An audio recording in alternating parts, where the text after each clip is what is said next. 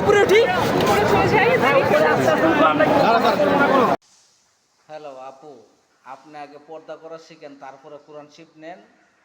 না হলে এভাবে নেওয়াটা, কোরআন শিফ নেওয়াটা, কোরআন শিফকে অপমান করা হয়। আপনি পর্দা করলে আপনাকে দেখে আরও আশেপাশের 8-10টা মেয়ে আপনাকে দেখে শিক্ষা নিবে।